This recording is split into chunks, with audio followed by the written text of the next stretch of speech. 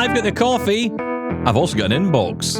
What will happen next? Let's find out. This is Double Tap, where blind people talk tech.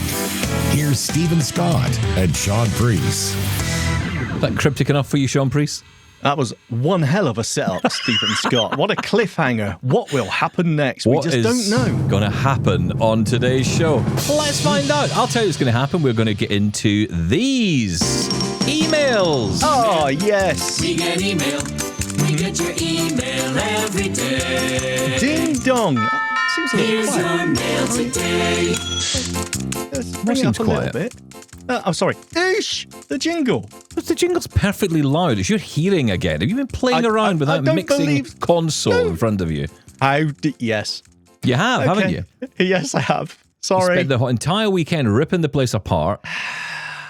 Yes. Nothing's working properly. It All caused right, me well, nothing this but is- stress, Preece.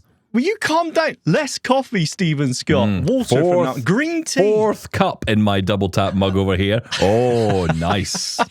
Nice. It's a cold day. You need coffee. Are you not freezing in that shed? I've turned my heater on in here. It is heater. absolutely freezing, but in the shed, it's nice and cozy. Come on in. Nah, you're all right. Okay, fair enough. I know who's been in there. You. Just me. That's what I mean. Right, let's get into the emails. We've got plenty to dive into. I've got the coffee. I know you're thinking there's going to be a rant at some point today.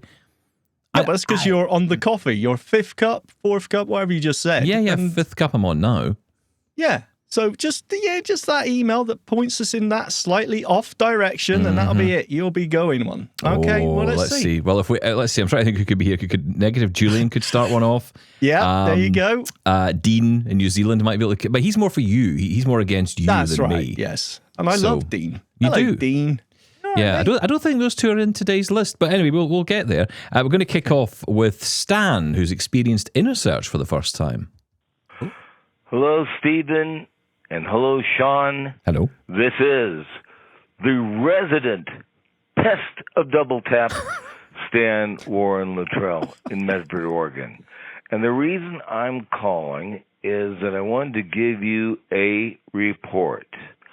I used InnoSearch AI for the first time, and I decided to use it to see how good it is. I used it, but I did something really, I will say, ill-considered, because when I made the call, I made the call from my landline. In fulfilling the order, they send you a text message, but it's kind of hard to send a text message through the landline. They want you to use a cell phone, and that is understandable. So I sent the people a message at InnoSearch, and they contacted me saying about what my order was and how it was fulfilled, because I was a little bit not sure whether it was, because when I had the thing filled out, they just had my first name twice. But anyway, it was done, and I'm very happy so far. I'll let you know when I receive my goods. Anyway, have a great day. Wishing you and Shaun and all double tappers a great, fabulous day. Bye. Thank you, Stan. You have a fabulous day too. Someone else on coffee there. Thank you, Stan. Now then, Stephen Scott, correct me if I'm wrong. Yes, Shaun Which Preece. I'm not. Didn't it used to be the case that if someone sent you a text message to your landline, that your phone would ring and that text message would be read out to you using some sort of magic tech like a TTS? Yes, and it was always terrible. Yes, I know. But does that still happen? I don't even have a landline anymore, so I don't know. Yeah, it does. We sometimes, on very rare occasions, someone has maybe text in wrong our number. call-in number, and it has turned up as a text-to-speech voice, which it's very hard to decipher. The dictation that they use eloquence, is it? ancient. No, it's not. No. Goodness me, no. If it was that, it would be excellent. No. I mean, it's dreadful because it's not only so much the reading out of the text; it's that it can't really understand what you've said either, which is another problem. So, yeah, it is a little bit Text-speak. off. Yeah, it's a little bit off. But no, I mean, I think that's probably good advice, though, Stan, if you are calling, because they do want to text you during it if you're using the phone line option. Although you would think they could come up with a way around that, but I don't know, how would you do that? I mean, there's no other way of...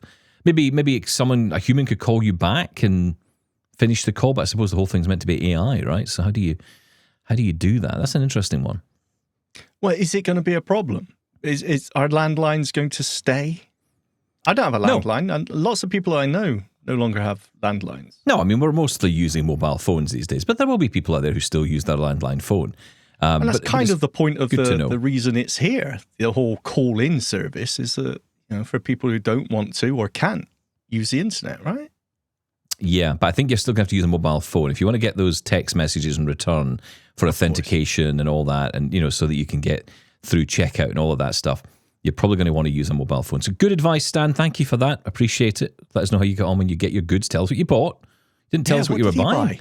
Did you do any Black Friday stuff? Did you buy anything? Stephen, this is me. Oh, yeah, sorry, I forgot. I forgot who I was with here for a second. I didn't buy any monitors or, I don't know, car accessories, anything else that a blind person wouldn't need. Yeah, I bought a gigantic 48-seater bus because it was on sale. And why not? That's what I say. I did buy something, but I can't. I want to say it was by a company. No, it was by a company called Shift Cam. And it's like a selfie stick for your phone, right? So I can do ticky-talky videos if I wanted to. I mean, it's on that there TikTok? Apparently, we are both on that there TikTok. I'm not on TikTok. We are. You are. Absolutely, you are. Almost definitely, probably not, maybe. Well, you don't know that you're on it. And I didn't either until someone came up to me. Ramona was her name. Sounds like the beginning of a song. Ramona came up to me at Sight Village in London last week. And she said, I saw you on TikTok this morning. I follow you on TikTok. What? And We're not on TikTok. How does that work? Have I left my phone on somewhere, recording medley all the time? But it's clips of the show. Clips of the show go out on TikTok, you see, and on Instagram and other places. People who are smarter than us do that, clearly. Well, I love TikTok. Hello, TikTokers. I don't think it works like that because we're not. Someone has to put that clip up. You see, someone has to find who's doing and identify that clip. Someone with brains. What's going on? And abilities beyond ours. Okay, fair enough. To be honest, that could be the dog, quite frankly, when you compare it to us. But no, yeah. So we are on TikTok. Okay, good. I can't remember how. I have no idea. Wow.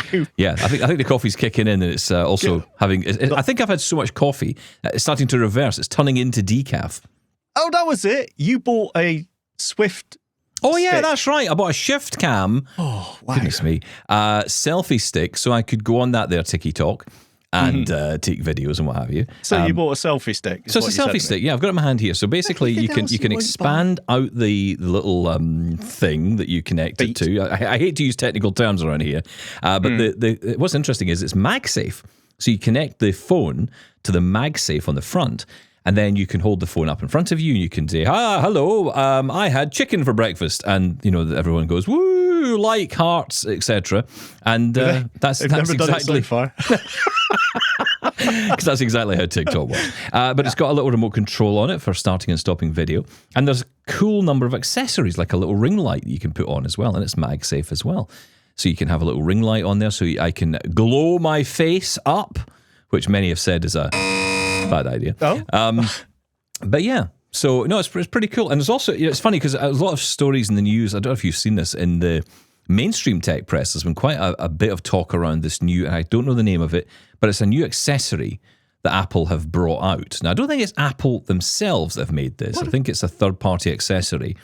But they're saying it's very good in terms of accessibility. It's good for people who have issues with grip and holding their phone. Why is it? It's a grippy thing that you put on your phone.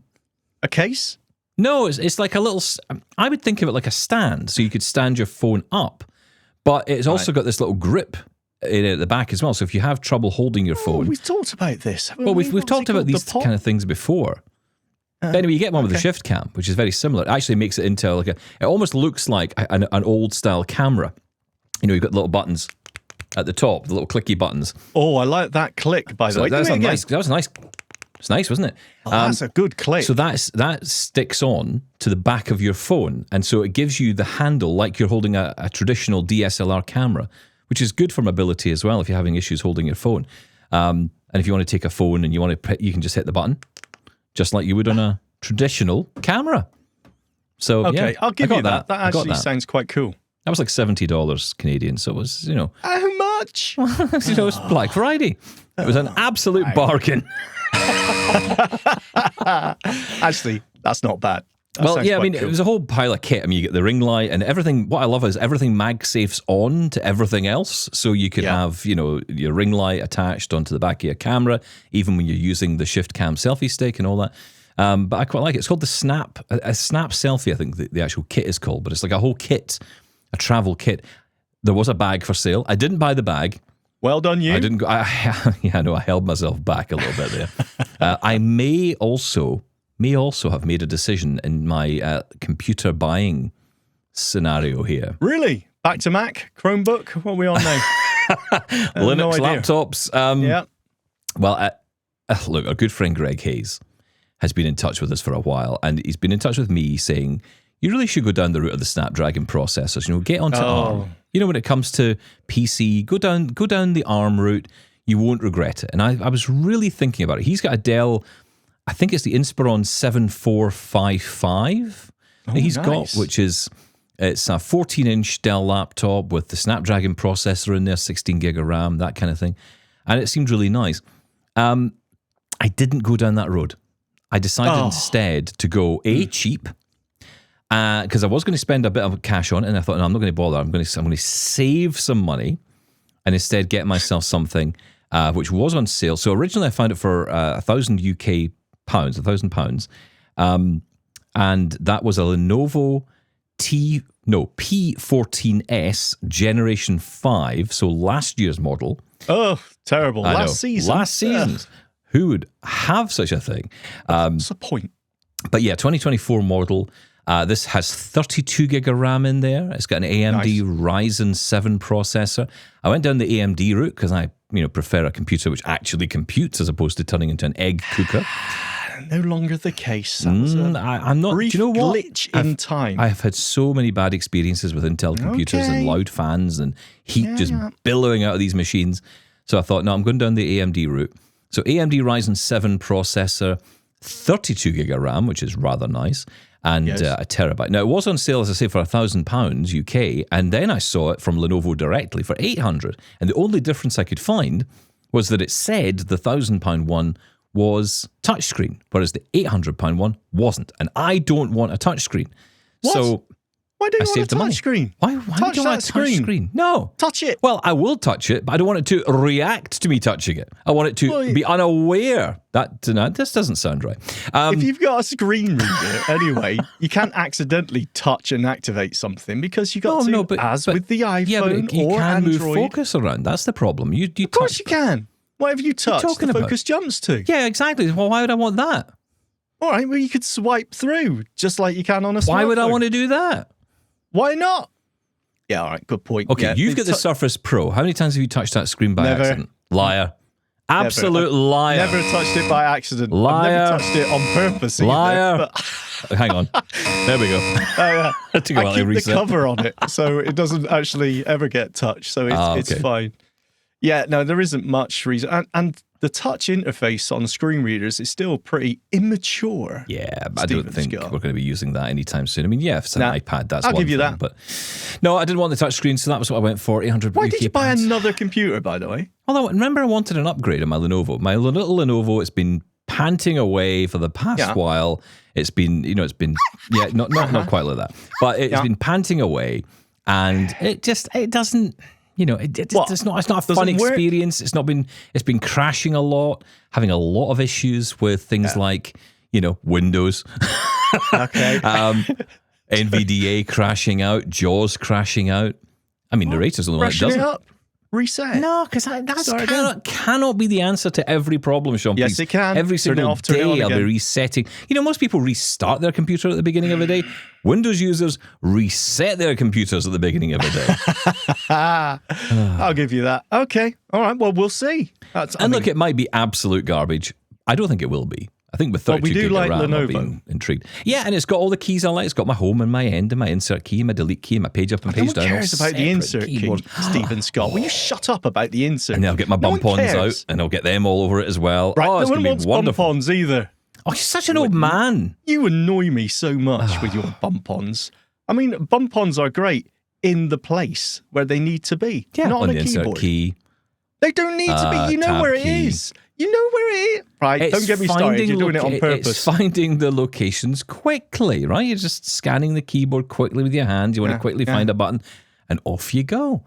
Why are you so against bump-ons? Why do you hate the bump-on people? I hate bump-on. I don't hate the bump-on. Stop that. I don't hate the bump-on people. As I said, bump-ons are great. Who are the in bump-on right people? place. That's what I want to know. Other people. Is it, I want to say You like don't need Oompa them on Loompas here keyboards. from Willy Wonka.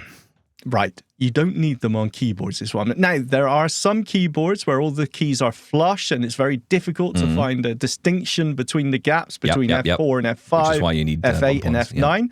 Bump-ons, fine. Absolutely fine. And even then, not the massive ones that you have, like a suite that are stuck onto the F4 key. That was absolutely... That remote control I got off you for the TV, I thought it had a joystick on it. I thought, why is this button? Is this a joystick? I can move up. It wasn't a joystick. It was the biggest bump-on I've ever seen in my life. I immediately ripped it off. Hang on. Yeah? You found it easily, didn't you? You found it I didn't have a very easily. choice. It was like the camera bump on the back of an iPhone. It's bigger than that. That was ridiculous, sir. What were we talking about? I've no idea, but let's move on to air fryers, shall we? Damien's here. Hi guys, Damien the Blind Barrister here. Just picking up on the podcast I'm currently listening to where you talk about using the air fryer. I got a Cosori air fryer about 3 months ago and I find it unbelievable because it can all be operated directly from the app. I put the food in, I asked Siri how long it will take to cook, set it on the app, and bingo, everything cooked perfectly every time. Oh, there you go. Cosori. I've heard of this before. This has been that was talked about quite a bit in the States. I know a lot of people talked about buying Cosori because it had the accessible app. You could, as you say, Damien, you could do everything via the app. I kind of wish it was available in more countries, and maybe will be soon, but there was the Cobalt one that we saw actually last year at Site Village London, which was the dual drawer, so 2 drawers, which I've got to say, having one right now, it doesn't speak unfortunately, but I do have one of those dual drawer air fryers at the minute. I could never go back to a single drawer air fryer. I am spoiled. What? Why not? Because you can cook two things at once. Sorry, you cook your fries. Yes, thank you. And then you take them out, and then you cook your chicken or sausages or whatever. Yeah, but then your chips are cold. Sorry, Another fries. 20 minutes. Then you bang your fries back in. Oh, that's rubbish. Get it all That's cooked at once. No, you're absolutely right. And now, Cosari? Is that how you say I it? think it's Cosori. Cosori. Okay. Yeah. Now, these were talked about a lot, especially in our community, because of the app control. But in America, I know, and elsewhere, I'm sure, you could also control it with your smart speaker. Oh. So, start the air fryer or set the temperature to this. And that was really, obviously from an accessibility point of view, fantastic. However, in the UK and elsewhere again, I'm sure, that wasn't available. The only control was through the app. And it's the same with a lot of kitchen appliances, which elsewhere you can control with a smart speaker. They don't allow that, at least here in the UK. I don't know if that's safety reasons or what, but you can't control it in case you accidentally turn it on, I'm guessing. I am loving the air fryer, though. I do love an air fryer. I am cooking so much food in my air fryer these days. I made sausages the other night. Oh, you are a hero. I am. Are you listening to The Blind Kitchen? We're coming. I know. Deborah inspired me. Sausages in an air fryer. There we go. Is that a country song? I'm absolutely certain it is. I'm sure someone's done it somewhere along the line. Air fryers are great, though. They are. From a safety, it always makes me, as I said before, it does make me a little bit nervous trying to use a conventional oven or hob because it's just so hot, but it's just so safe with an air fryer. Everything's contained and it's just so much easier. So, yeah, I agree. I love air fryers. Okay, well, listen, keep your thoughts coming in on this. If you've got any advice or, suggestions for devices that you're using that you think are good. Maybe you've got the talking air fryer. I'm thinking I might get one of those next. I think that might be my next purchase when this air fryer. It was rattling the other night. I don't think it was rattling because there's anything wrong with it, but I decided there was something wrong with it so that I could come up with an excuse to consider buying a new one. So perhaps I may go down the route of getting the talking one next. Well, that's your only option, really, right? You've got the Kasari ones there with the app control. I don't know how accessible they are without the app. So you got that consideration. You got the accessible talking ones, depending on if you can get one wherever you are. Well, yeah, because Cobalt, although they sell them in the UK, I think they will ship outside of the UK, but there's so many issues now with trying to send stuff abroad. It's becoming harder and harder to do that, I think. Yeah. And then, of course, the thing I look for, and possibly the cheapest option, is look for one with the old-fashioned dials on it. Oh, you can put bump-ons on. You don't need bump-ons, Stephen Scott. If you're turning a dial, you know exactly if that's at 1:15, 1:30, or 1:45. Yeah, but what does that midnight. mean? You turn it as far as it'll go, and that's the hottest it will go. You turn the other one as far as it'll go, and that'll probably cook for an hour. So you could incinerate your food because you have no idea where anything is. You should live your life a bit freer, Stephen Scott. Oh, just randomly just turn things on. Just enjoy yourself. Let loose. That's what I say.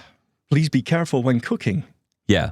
Well, we'll see how many emails we get from people who say, "Thanks, Shaun, my house is now in cinders." No, please don't. Thanks to you. Don't take my advice on anything. You can still get dialed, not just air fryers, but microwaves and things like that. And for some people, that's actually the better option. Well, yeah, and it is the cheaper option as well. But the irony about this is that all these ones with the cool features are completely inaccessible. Yes, without the smart app. Or the whatever control, Okay, let's move on to Johnny P. Hey, Double Tap. Hey. This is Johnny P. Had a quick question listening to your episode here on Friday, and a listener gave a tip about playing Sudoku on Braille devices. I was curious. I am very early Braille user, very minimal, elevator buttons and stuff like that. But I love Sudoku. Can't play it visually anymore. I do not own any Braille devices. A friend of mine told me that there is a Braille Sudoku game available, electronic, like a standalone device. I've searched for the thing. I can't find it. Was just wondering if anybody has any options for playing that electronically, like a standalone game. Thanks. Okay, well, if you can help Johnny out, let us know. Feedback at doubletaponair.com. Can't say I can help you on this one, Johnny. No idea, but I'm hoping our audience will have some answers on this one. An electronic Sudoku game. How do you say that? Is it Sudoku? Sudoku. Or Sudoku? Sudoku? I don't believe that exists. Sudoku. There, I've said it. No, not the game. Electronic Braille version of the game. The very fact that it's Braille, I mean, that would be quite costly. I don't think there is. I mean, we know, didn't Chris tell us about the Monarch had a... That's a little bit expensive, I think, to just play Sudoku. That's 15,000, yes. Yeah. Might be a little bit out of the range. Your best bet is going to be some sort of smartphone app, which may be accessible. Again, our listeners will let us know if any out there exist, but maybe there's some on a website as well you could browse to. So, yeah, we'll throw that out to our listeners. But I personally can't see there being a Braille electronic standalone Sudoku game. So negative. Okay. Yep. No, carry on. Right, Gregory's next. Hello, Stephen and Shaun. This is Gregory. Hey. I was just listening to your podcast about Stephen buying his new iPhone. I believe it was a 17 Slim or something. Anyway, I know you guys were talking about the battery life and voiceover and how snappy it is. But what happened to all the big AI news, the big AI rollout stuff with Apple?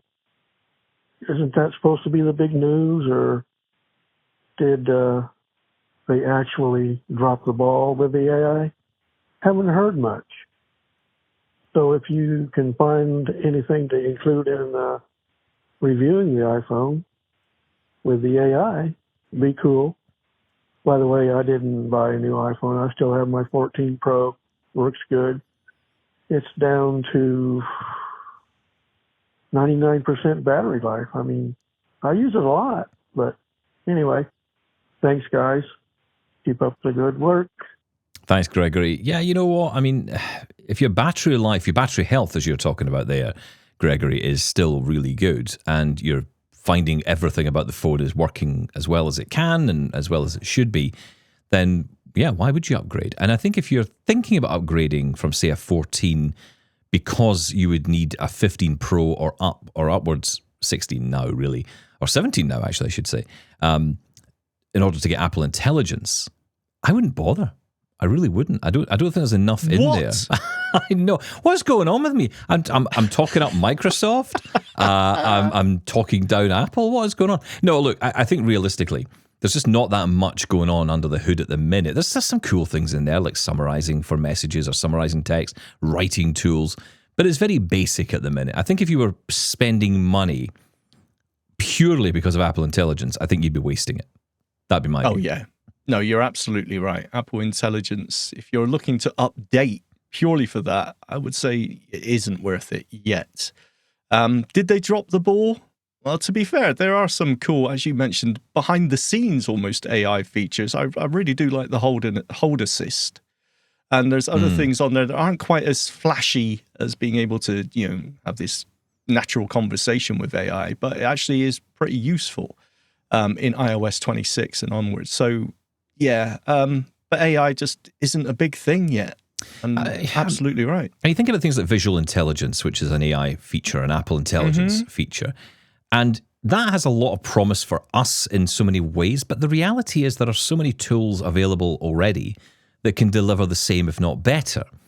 So, I don't know if we would benefit from that at this stage. I mean, look, I was, the other day I had to bleed a radiator, which I'd never done in my life before. And I thought, how on earth did I do this? Such a manly man, aren't you? I know. Well, my wife told me. I know. My wife said, grr. My wife said to me the other day, she said, the cupboard door's fallen off in the bathroom. And I said, oh, okay. And so I went in there and I just want to, hang on. Yeah. Thank you. I fixed it. No way. You sellotaped it to the cupboard. Obviously, yeah. Ah, well but done. it's holding. I mean, it's there. It's fine. Question. Yes. Sorry. Mrs. Scott just said the cupboard door just fell off. Did it? Is that like spontaneously combusted? As you well know, Shaun Preece, there are no questions to be asked in these situations. The door just fell off. We don't ask questions. We don't ask why. We just resolve the issue. That's all we do. But, did that.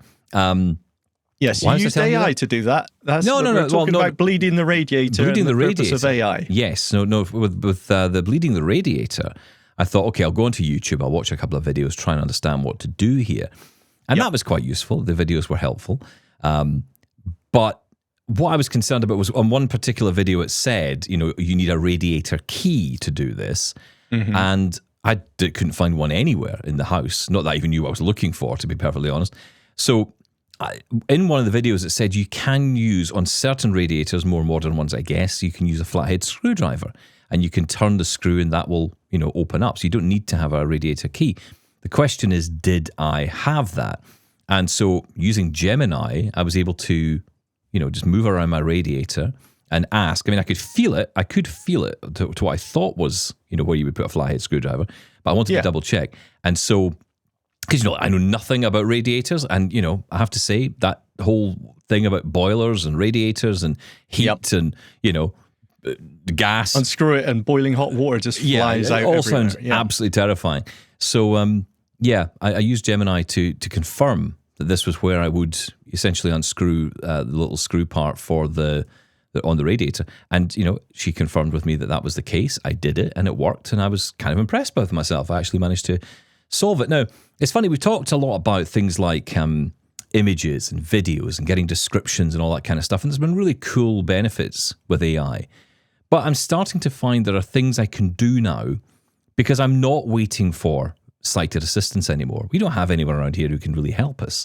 So it's not like I can call on someone, or if I am going to call someone in, you know what it's like. You bring someone into the house as a neighbour or someone you know vaguely, you know to an extent, but it's always such a big deal. It's a much bigger deal than whatever the thing is. You know, it's always like there's a conversation and a big deal talking about to it. people. Well, it's not even the talking part. It's just, you know what it's like? It's like you have to go to them and you have to ask, and then it's, oh, goodness me, let me help you immediately. And it becomes this big thing, and it's just, all I need is this one little thing done, then I want you to get out of my house. Yeah.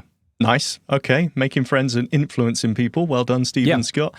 Yeah, but do you trust AI enough to do something like that? In that case, if they got it wrong, it didn't really matter because it wouldn't have worked or whatever, but I'm not sure I trust it enough. There's a couple of safeguards in there, I suppose. I mean, I was kind of vaguely aware of what I was going to do. I was really using it for confirmation for me to just get that visual confirmation. Yeah. I think, if I was rewiring the house. Yeah, exactly. I probably wouldn't do that. No. I mean, like, I know some people want to rewire a plug, for example, and I wouldn't do that, with AI. I would want something, I'd ideally want to be connected to someone who is, an electrician who actually knows what on earth they're talking about on FaceTime that I could do that with. But no. Lost art, by the way, rewiring a plug. No one knows how to do that anymore. Well, yeah, I don't think anyone does anymore, do they? No, well, usually they're sealed in now, aren't they? Yeah, you can't do. Oh, it's a tragic life. Kids today. They don't know they're born. Carry on. But anyway, look, I mean, I think ultimately the question is, what is going on with AI? What is going on with Apple Intelligence? The reality is there's enough tools out there that you can already get on your phone that you don't necessarily need Apple Intelligence for. I think that there's a lot of cool things you can do with Apple Intelligence through the Shortcuts app.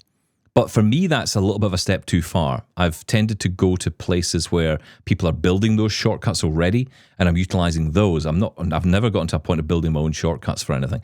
But if you do use the shortcuts, you are able to unlock all of those foundational models that Apple has on your device. So things like even transcribing audio or, getting those image descriptions can all be done on device. So you don't have to send them off to the cloud. That's the benefit. But the results of that are, let's just say, not quite as good as you might get if you were using Be My AI or Ira Access. Yeah, but that's AI. the whole point of Apple, right? It is the privacy aspect. Is they want to do everything on device or as close as possible. We're talking about the what was the other one? The personal something cloud was another way they were going to get around the personal this. compute cloud, yeah. Yes, that's right. That was another way they were going to get around keeping your data secure. And I think that's the thing that sort of held them back. And you know what? To the general Joe out there, they don't care. All they want to see is as soon as Siri acts like ChatGPT or Gemini or Copilot, then that is intelligence to them. And that's all they're waiting for. And we're not getting that. No, we're not going to get that. And this is the problem, right? And Negative Julian brought this up to us months ago, maybe even a year ago now, when he said, I cannot understand how we're going to fit all the world's knowledge inside a smartphone in order for it to be able to do everything on device. Remember he talked about this? You say you want an image description or you want to identify products. How is it going to know every single thing on earth and have all that data inside your smartphone? Yeah. The reality is it can't, right? That's the reality of it. And I've been learning a lot about this by listening to people who's way smarter than me talking about it. And ultimately, it's because you have these models, these large language models, which are on, for ChatGPT, for example, it is huge. It could never fit on your smartphone. You couldn't probably even get it onto a computer drive. It's too big. Well, look, but that's my point, right? There are smaller models, but the smaller the model, you're taking something away, which is why those models tend to be more niche. So it might be around a particular topic, or it might be around a particular thing, or a particular product, or whatever it might be, or a particular area. That is what would be quite cool. You almost download that. I want to know everything there is to know about my car, and I want to, service my car or do whatever it is people do with cars. Then you could download that model and have all the knowledge in there. I'm even seeing people do this now, where they're actually offering. I saw it the other day. Actually, someone on YouTube was offering tips and advice on a particular product that I was looking at using, and they said, we've created this ChatGPT.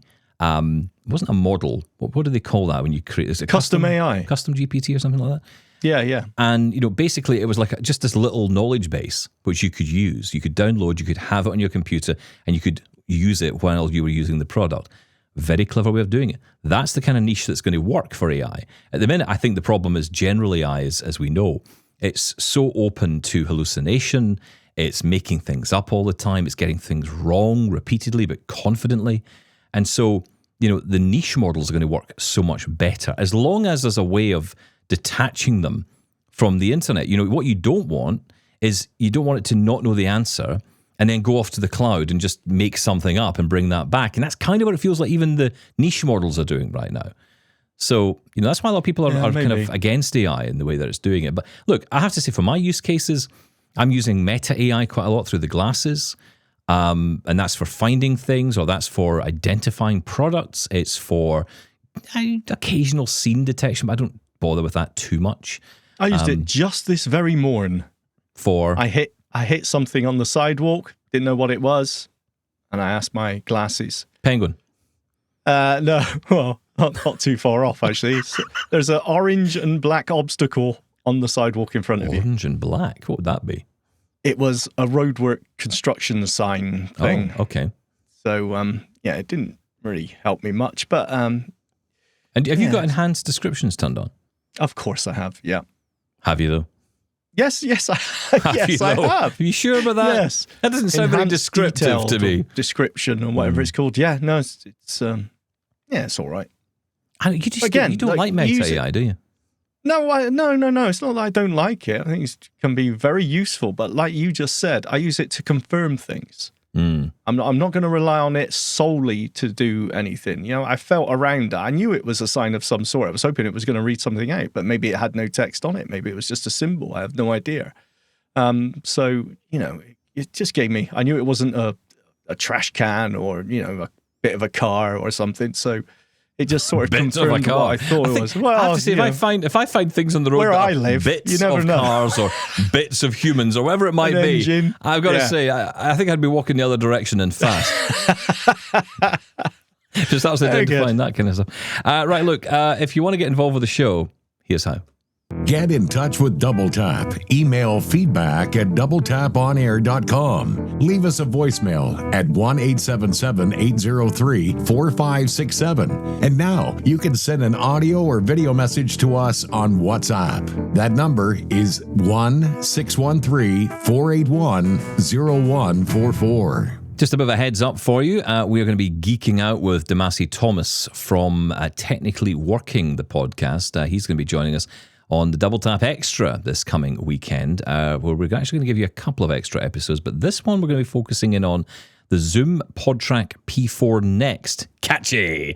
It's the new audio interface, which you can record up to 4 microphones and even someone on a computer as well, if you like, via this device. The big difference between the previous edition, which has been out for a while, the PodTrack P4, and this new PodTrack P4 Next edition is... big one for us, accessibility is built in. So all the menus are spoken. You can use everything on the device and some cool new features as well, including, of course, AI, which will remove background noise live as you speak. There's also some other cool features in there, like compression and tone.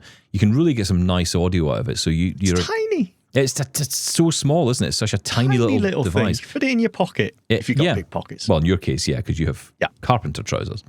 That's right. Yeah, well, thank you for remembering, Stephen Scott. Thank you. Yes, I do. I listen to you, I mean, it doesn't look like it or sound like it. I kept saying that I've got carpenter jeans on. I know, and I never referenced responded. it or responded. You were always listening. Oh, that's quite touching. I'm just like AI, but better because I get it right. But no, this will be a really cool conversation. We're going to dig into how it works, and we're going to give you a little bit of behind the scenes as well from our trip to Site Village, London, which was a lot of fun. You can check that full episode out this coming Friday. You'll hear our conversations. Brought to us courtesy of Sight and Sound Technology, the wonderful folks there. Okay, let's move on to some more feedback. And John is up next. Greetings, Stephen and Shaun, and anybody else that cares to listen in. This is John from Missouri, and I want to thank you for sharing some comments that I made previously, which I had called in using my Blind Shell Classic 2 phone. Now, I'm not recording using that phone this time, but that phone plays an important role in the story that I want to tell you, and I'm interested in any comments that you have on what I'm about to relate. It is about the unexpected problems technology can bring and this was an episode that made this old school blind guy feel like the old fool blind guy. A couple of days ago, my wife and I went in to see an insurance agent. She wasn't really very happy about being there, and that plays a little bit of a part in this story here, but she went along, and I'm definitely glad she was there. I needed to do two things with this particular situation. I needed to switch into a different Part D insurance plan. Part D for Medicare here in the U.S. Handles medications and that kind of thing. And I needed to get one with a cheaper premium. The insurance agent typed in some things on his computer, printed out a form that had the numbers in it that I need until I get the insurance card, and voila, problem solved, situation over with. But then it came time to sign me up for dental insurance because I'm changing to a different dental insurance that covers more than the coverage that my wife's work insurance has. And here's where we ran into trouble. The agent fills out his application on the computer and wants to know what email address. Okay, how about my Gmail address? Because you're going to be getting an email that you'll need to check on your phone. Uh-oh, here begins the problems. Because they said you're going to be getting an email that will come to you, and you need to click on this link and do whatever from there. And I'm thinking, this could be interesting. So I thought, well, okay, on my blind shell phone, I can access my Gmail account. It's not set up to access my other email account that I have. And I thought, well, we'll see where this goes. And of course, my wife is not really thinking where this is going to go. My son said he would have figured it out, but we didn't see what was coming. So when they asked for the phone number on the application, my wife said, oh, just give him the home phone. You're there all the time, and the home phone's a landline phone, so no big deal. So he fills out the application, and I get the email in my Gmail account, which I was able to access on my blind shell phone just fine. But when you click on the link, it took a long time for the page to load, for one thing. And then the page said you need to either get a call from us or get a text from us with a verification code. Well, the call would have gone to my home phone, which doesn't take texts, of course. We just decided, okay, we'll just do the application all over, and everything was keyed in with my wife's email address and phone number. She got on her phone and swipe, this and that and the other thing, and she had it all done in just a very short matter of time. No big deal for her. I don't use my blind shell for a whole lot, really. I mean, I do phone calls with it. I do internet radio, and I can listen to FM radio, which is a nice feature of that particular phone. And I do check my Gmails from time to time, especially when we're away from home. And I will read articles on the internet if there's a link in an email to one. But boy, I'll tell you what, in this particular situation with the insurance agent, I felt about 3 inches high. Honestly, I had an iPhone 8 at one time in years past. I didn't like all the swiping around, and I don't know that I would have done real well even if I would have had an iPhone in that particular situation. I probably would have had to hand it over to my wife, and she could have done it all. And so maybe that speaks less of me and my abilities, but I don't really care to get into all this stuff. So it was just an embarrassing situation with the insurance agent. He was very good about it, and I apologized all over the place, but it was just kind of an embarrassing situation where technology forces you to do things that it didn't used to in the past, and it was just kind of an unpleasant situation for me. I made it through. I'm here to tell you the story, of course. No harm was done, really, in the long run, but it's just the idea that it was just kind of an embarrassing situation. Any thoughts, comments, whatever? Thanks, guys, for listening to my old school to old fool story here. Well, not at all, John, I have to say. I mean, look, my take on this is pretty simple. I think that the world has moved towards smartphone first. It seems to be that everything is smartphone first now. there's an assumption made that that is what you're using, that landlines are dead, that, you know, devices like the Blind Shell Classic and any device like them are kind of considered out of date. You know, they're kind of old, and the companies are building for the smartphone market. So, you know, there's that expectation that you're going to have the ability to get text messages and, you know, get your emails all on the same device. And of course, that's great if you're sighted. And even if you're blind, yes, you can do it all and it is accessible, but it's challenging, right? So, yeah, I don't think you're an old fool at all. I think old school, I would definitely say. I don't understand the problem here. I don't know why you apologize. This wasn't your fault. This wasn't a reflection on your abilities. It wasn't the fault of the Blind Shell Classic or whichever one you said you had, the Blind Shell 2, because it did everything you needed it to do. This lies solely on the insurance broker. It was their fault. When they asked you for a telephone number and you said, or your wife said, use the landline or the home one, he should have said, oh, hang on, this needs to be, a verification code needs to be sent. This isn't your fault. It's his fault. There, I've said it. Okay. This isn't even a breakdown of technology. This is just simply not informing you of what the process was. It's not a breakdown of technology, but no, just like earlier with Stan talking about inner search and how he used a landline phone, and it's trying to send him a text message, which, you know, in his case, he either could get or found difficult to get. You know, it kind of goes to show that everything's built for the smartphone. So different. Because Stan didn't have someone in front of him telling him or who should have known what the process was. The insurance broker should have known that there is a text that's sent for verification purposes. So it's definitely their fault. Yeah, well, again, we'll have that argument about should and actual reality another day, because we have that argument fairly regularly these days. Yes. Yeah, I mean, look, again, it's the assumption. It's not about, you know, whether they should know or anything else. They did know. But again, it was the assumption. No, they didn't. No, but they did. They knew that there were going to be a text message was going to come out. They just assumed the person would be able to get it. That's the point. Okay. So they were wrong. You were right. No need to apologize. In fact, go back there and take your apology back.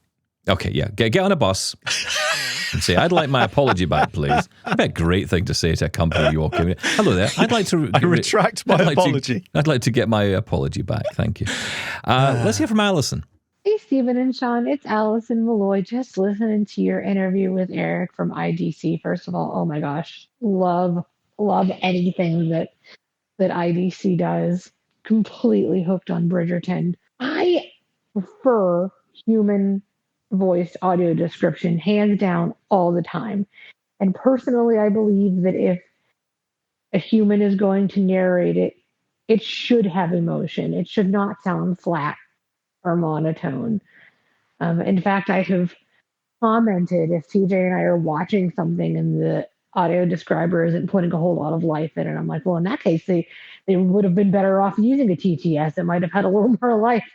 But obviously, IDC doesn't do that, and they take extra care to put emotion into things to ensure representation. I like the descriptions of race and body type and those types of characteristics because I feel that as a blind person, I should get access to the same information as a sighted person. And those are the things that people see when they look at someone. So I will take TTS if it's all I can get, and I will be grateful for it, but definitely prefer human narrated and properly emoted audio descriptions when I can get them. Take care, guys. Have a good evening. Yeah, thanks, Alison. Appreciate that. And I can tell you that Eric Wickstrom has now left IDC. He's moved on, which is such a shame. But really? Yeah, I think he was there for quite a while, and I think he's decided it's now time to move on. But we wish him well in his new endeavors. I hope he's staying in this kind of field. I'm so passionate about it. Well, wherever he goes, he's going to have accessibility in front of mind. And I think that's going to be the greatest gift for the rest of us. Let's be honest. Amazing work at International Digital Centre that produces the AD tracks. It's funny, one of the films I watched the other night, I think had text-to-speech, or how you call it, AI text-to-speech, whatever. There's something about it, something about the voice just said, it was just the tone all the way through was the same tone, and I thought, okay. Wasn't that some bad. people Didn't say put me off. that's how it should be, right? I don't want to hear your emotions when you're just describing what's going on. The trouble is that AD is very subjective. Some people like... I heard one the other day on one of the soaps over here, and it was saying... Someone said something, and the AD said that was character's name. So I actually didn't need that information. And, there was nothing wrong with it, but it told me who was speaking in the middle of the scene where they had been speaking previously, and I knew who was in there. It's just, and that irked me all the way through. I said, why did he tell me that was who, and then that was who? It's just, and some people will say, well, I want to know that. I want all the information possible, but it is very tricky. Final word to Hetty. Hello, Double Tappers. This is Hetty the Head, Hetty Siegel from Dayton, Ohio. I wanted to say you are so right, Stephen. I am totally with you on this tipping nonsense. Oh, good.